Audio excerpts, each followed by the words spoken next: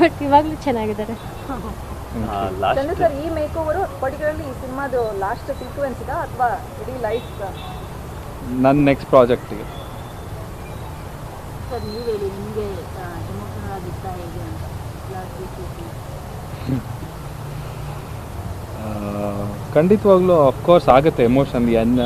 ಒಂದು ಮನುಷ್ಯ ಅಂದಮೇಲೆ ಅವನಿಗೆ ಎಲ್ಲ ಥರ ಎಮೋಷನ್ ಇರೋದು ಸಹಜ. ಸೊ ಹಾಗೆ ನಾವು ಕೂಡ ಅದೇ ಒಂದು ಫೇಸಲ್ಲಿ ಇದ್ವಿ.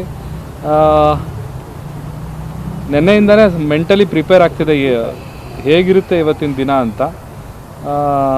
ಫೈನಲಿ ಶೂಟ್ ಎಲ್ಲ ಮುಗಿದಿದೆ.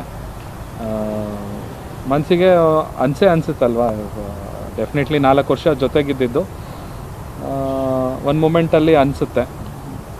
ಸೊ ಏನು ಮಾಡೋಕ್ಕಾಗಲ್ಲ. So it's life and profession and personal ಎರಡನ್ನೂ ಒಟ್ಟಿಗೆ ತರೋದು ಸರಿಯಲ್ಲ, ಅದು ಎಲ್ಲರಿಗೂ ಗೊತ್ತಿರೋ ವಿಚಾರನೇ. ಸೊ ಪ್ರೊಫೆಷನಲ್ ಆಗಿ ಬಂದು ಇವತ್ತು ಏನು ಡೈರೆಕ್ಟರ್ ಹೇಳಿದರು ಆ ಸೀನ್ನ ನಾನು ಮಾಡಿ ಮುಗಿಸಿದ್ದೀನಿ.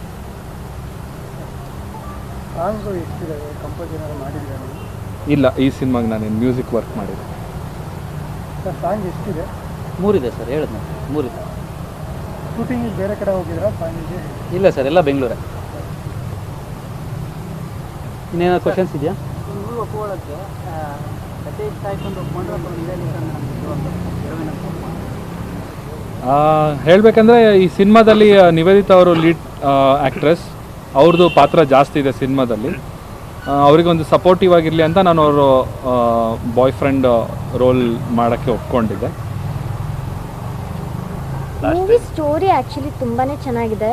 ನಾವು ಒಪ್ಕೊಂಡಿದ್ದು ಇವರಿಂದ, ಡೈರೆಕ್ಟರ್ ಸರಿಂದ. ಯಾಕಂದರೆ ಅವ್ರು ಬಂದು ಸ್ಟೋರಿ ಯಾವ ಥರ ಹೇಳಿದ್ರು ಅಂದರೆ ಪ್ರಾಬಬ್ಲಿ ನೀವು ಅವ್ರ ನರೇಷನ್ ಕೇಳಬೇಕು, ಅಷ್ಟು ಇಮ್ಯಾಜಿನೇಷನ್ಗೆ ಹೋಗ್ತೀರಾ ಅಂದರೆ ಅಷ್ಟು ಚೆನ್ನಾಗಿ ಹೇಳಿದ್ರು.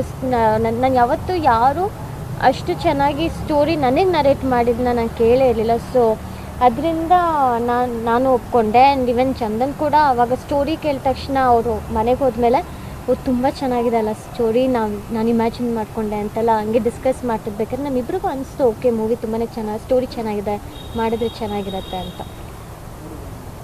ಲಾಸ್ಟ್ ಟೈಮ್ ಇಬ್ಬರು ಇದೇ ಶೂಟಿಂಗ್ ಸೆಟ್ಟಲ್ಲೇ ನಾಗರಬಾವಿ ಹತ್ರ ಆಯಿತು, ನಿಮ್ಮ ಇಬ್ಬರ ಆ್ಯನಿವರ್ಸರಿಯನ್ನು ಸೆಲೆಬ್ರೇಟ್ ಮಾಡ್ಕೊಂಡಿದ್ದೀವಿ. ಸೊ ಆ ನೆನಪುಗಳೇನಾದರೂ ನೆನಪಾಯಿತು? ಈ ಶೂಟಿಂಗಲ್ಲಿ ತುಂಬ ಆಗ್ಬಿಟ್ಟಿದೆ ನಮಗೆ, ಸಾಕಷ್ಟು ಎಮೋಷನ್ಸ್ಗಳು ಇದೆ.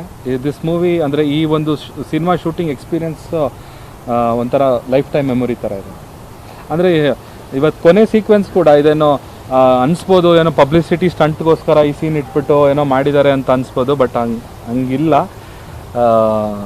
ಅದೊಂದು ಸೀನ್ ಮಾತ್ರ ಬ್ಯಾಲೆನ್ಸ್ ಇತ್ತು. ನಾನು ವಿದಾಯ ಹೇಳಿಬಿಟ್ಟು ನಾನು ಫಾರಿನ್ಗೆ ಹೋಗೋ ಅಂಥದ್ದು.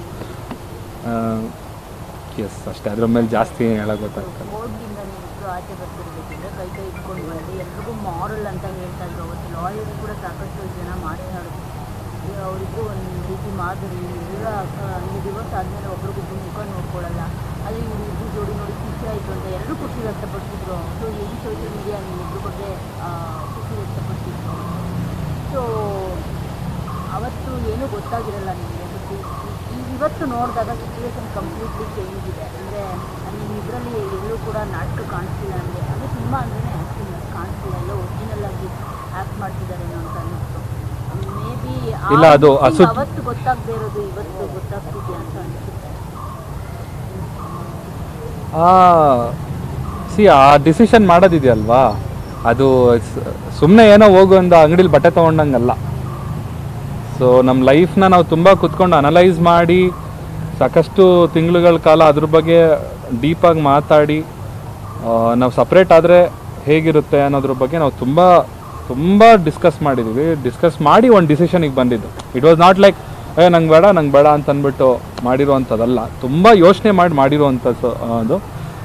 ಬಿಕಾಸ್ ಅವ್ರಿಗೂ ಒಂದು ಲೈಫಲ್ಲಿ ಏನೋ ಸಾಧನೆ ಮಾಡಬೇಕು ಅನ್ನೋದು ಅವ್ರ ಲೈಫಲ್ಲೂ ಇದೆ, ನನಗೂ ಏನೋ ಸಾಧನೆ ಮಾಡಬೇಕು ಅನ್ನೋದು ಲೈಫಲ್ಲಿದೆ. ಸೊ ಎಲ್ಲೋ ಒಂದು ಕಡೆ ಒಟ್ಟಿಗೆ ಇದ್ದಾಗ ಅದಕ್ಕೆ ಅಡಚಣೆಗಳಾಗ್ತಿತ್ತು ಅನ್ನೋ ಒಂದು ಕಾರಣಕ್ಕೋಸ್ಕರ ಮಾತ್ರ ನಾವು ಸಪ್ರೇಟ್ ಆಗಿದ್ದು. ಸೊ ಅವರು ಜೀವನದಲ್ಲಿ ಮುಂದೆ ಬಂದರೆ ನನಗೂ ನಾನೇ ಫಸ್ಟ್ ಜಾಸ್ತಿ ಖುಷಿ ಪಡೋದು ನಾನೇ. ಸೊ ಹಾಗಾಗಿ ನಾವು ತೊಗೊಂಡಿರೋ ಡಿಸಿಷನ್ ಕರೆಕ್ಟಾಗೈತೆ.